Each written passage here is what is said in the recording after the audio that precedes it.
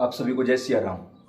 कितना भी भयानक पितृदोष हो, घर में कर्ज हो या कोई भी परेशानी हो, 29 मार्च यानी अमावस्या के पर्व पर रात को 8 बजकर ठीक 18 मिनट पर आपकी यह परेशानी दूर हो जाएगी। कैसे हो जाएगी, क्या करना पड़ेगा, वीडियो में करके दिखाएंगे। एक ही शर्त है, वीडियो में आखिर तक हमारे साथ बना रहना होगा। पूरी कोशिश करूंगा एक एक सवाल का जवाब देने की और करके दिखाने की। सबसे पहले तो आप जब भी इस वीडियो को देखो, अपने आप से आपको एक सवाल पूछना है कि मेरी परेशानी क्या है।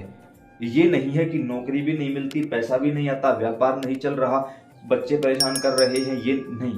कोई भी एक चीज, और मैं कहूंगा कोई ऐसी चीज लेकर बैठो कि एक ही चीज मांगने से कई अन्य चीज उसके साथ आपको प्राप्त हो जाए। यानी किसी भी परेशानी की जड़ को पकड़ो, वो आप सोचोगे और घर के मंदिर में बैठकर जिस भी देवी देवता को मानते हो उससे प्रार्थना करो कि इस समय मैं इस चीज से परेशान हूं और कृपा करके मेरी इस चीज को समाप्त कर दो। अब 29 मार्च की रात को, अमावस्या की रात को क्या विशेष है? सूर्य ग्रहण, शनिवार, अमावस्या, तीन चीजें एक साथ आई हैं। ऐसे में 8 जो नंबर है वो शनि का है, 1 जो नंबर है वो सूर्य का है। तो ऐसे में सूर्य नारायण भगवान शनिदेव से कहकर और पितरों से प्रार्थना करके हमें पितृदोष और कर्ज और हमारी परेशानी से मुक्ति दिलाएंगे। 8 बजकर 18 मिनट, आगे क्या है 8, पीछे क्या है 8, बीच में क्या है 1, यानी सूर्य नारायण भगवान बीच में आए हुए हैं, आपकी परेशानी दूर कर देंगे। करना क्या होगा? पहली बात, आपको परेशानी पता होनी चाहिए कि मेरी परेशानी ये है। 1000 बातें नहीं रोनी वहां, ये बात मैंने 2 बार रिपीट कर दी है। केवल एक चीज लेकर बैठोगे। क्यों बार बार रिपीट कर रहा हूं? क्योंकि मेरे पास मैसेज के जरिए, फोन कॉल के जरिए मिलते हैं वो भी, उनको पता ही नहीं कि मैं परेशान किस वजह से हूं। हजारों बातें मेरे सामने। नहीं भाई, आप हजारों बातें रखते हो, मैं सिर्फ आपको इतना कह के हाँ बाबा ठीक करेंगे बस आपसे किनारा कर लेता हूं। क्यों? मैं समझ जाता हूं कि आपको आपकी परेशानी पता ही नहीं है, आप परेशान नहीं हो, आप विचलित हो। इसलिए घर पर बैठकर अपनी एक परेशानी कोई भी 8 बजकर 18 मिनट पर यह काम कर देना। कैसे करना है? अब जब हम बाहर से अंदर आते हैं, हमारे घर में बाहर से अंदर आते हैं, तो राइट हैंड साइड घर के अंदर की तरफ, बाहर की तरफ नहीं, घर के अंदर की तरफ बैठ जाइए। क्या चीजें लेकर? 2 दीपक लेकर। एक दीपक में आपको तेल का दीपक लगाना है, चौमुखा। याद रहे ये 4 बातियां नहीं, केवल 2 बातियां हैं, लेकिन इतना बड़ा कर लिया गया है कि देखने वालों को ये 4 बातियां नजर आती हैं। चौमुखा दीपक बोलते हैं इसको, ये रख लेना है। एक दीपक में थोड़े से चावल और एक छोटा सा कपूर का टुकड़ा रख लेना है। अब करना क्या होगा?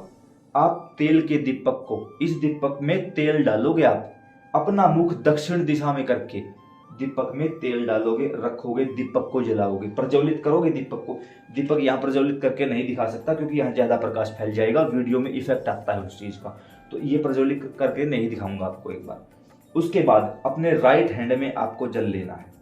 राइट हैंड में जल लेकर आपको प्रार्थना करनी है, हे श्री विष्णु भगवान, इस समय मेरा नाम ये है, मेरे पिता का नाम ये है। शादीशुदा महिला कर रही है तो पति का नाम बोलेगी, बाकी सभी पिता का नाम बोलेंगे। इस जगह का निवासी हूं, मेरा गोत्र यानी कि सरनेम ये है। आज शनिवार का दिन है, अमावस्या तिथि है। इस समय 8 बजकर 18 मिनट हो चुके हैं। 8 बजकर 17 मिनट से पहले पहले आपको ये सारी तैयारियां कर लेनी है। ठीक 8 बजकर 18 मिनट पर दीपक प्रज्वलित हो जाना चाहिए और आपके हाथ में जल, आप मतलब 1 आध मिनट ऊपर नीचे हो सकता है, लेकिन पूरी कोशिश करें। इस समय 8 बजकर 18 मिनट के इस पवित्र संयोग पर आपका तेल का दीपक प्रज्वलित किया है। मेरे ऊपर, मेरे परिवार के ऊपर, मेरे घर के ऊपर कोई देवी देवता नाराज हो, पितरों का प्रकोप हो, शनि की 7.5 हो, किसी ग्रह की करूर दिशा हो, या किसी भी प्रकार से मांगलिक दोष, काल सर्प दोष या कोई अन्य चीज मुझे परेशान कर रही हो, तो वो आज अभी इसी समय शांत हो जाए। मेरे घर में अगर पितृ मुझे परेशान कर रहे हैं, वो मलिन हैं, वो परेशान हैं, वो मजबूर हैं, तो सौपन के माध्यम से मुझे या मेरे परिवार में किसी को आकर संकेत दें कि क्या करना है, फिर मैं जो कहोगे वो करने के लिए तैयार हूं। यह बोलकर जल को नीचे की ओर छोड़ दो। अब आपको दूसरा दीपक प्रज्वलित करना है जिसके अंदर चावल रखे हुए हैं।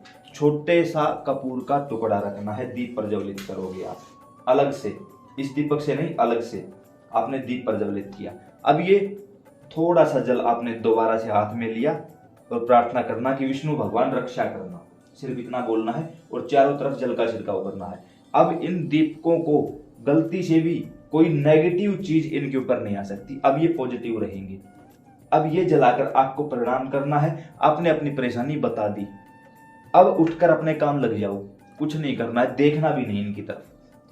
अगले दिन सुबह यानी कि 30 मार्च की सुबह इस दीपक को, तो इसमें बाती बची हो ना बची हो, उठाकर कहीं भी रख दो। बाती बची है इस दीपक में रख लेना। अब सुबह ये देखना कि कितने चावल जले हुए मिले हैं आपको। जितने चावल जले हुए मिले हैं उतना ही आपका पितृदोष समाप्त हो गया है। अब कुछ लोग, कुछ एक्स्ट्रा माइंडेड लोग होते हैं, एक्स्ट्रा हाइपर बच्चे हैं, कुछ ऐसा कर देते हैं कि ज्यादा कपूर डाल लेते हैं, सारे ही जल जाएंगे। नहीं, थोड़े से चावल, थोड़ा सा कपूर का टुकड़ा, बिल्कुल छोटा सा, खेल मत खेलो, जो बताया गया सिर्फ उतना ही करो।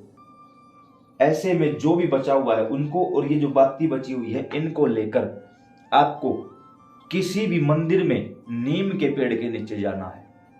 वहां जाकर अपना मुख दक्षिण दिशा की तरफ करें और उस पेड़ की जड़ में जो भी बचा हुआ है उसको डाल दें और प्रार्थना करें कि मेरे घर का जो भी पितृदोष, कोई मांगलिक दोष, कोई काल सर्प दोष, कोई शनि की 7.5 या कोई भी परेशानी है, यहीं रह जाओ, हम नहीं ले जाना चाहते आपको। उन चीजों को वहीं पर छोड़कर, जो दीपक है इसको भी वहीं छोड़कर घर वापस आ जाओ, आकर अपने काम में लग जाओ, ज्यादा कुछ नहीं करना।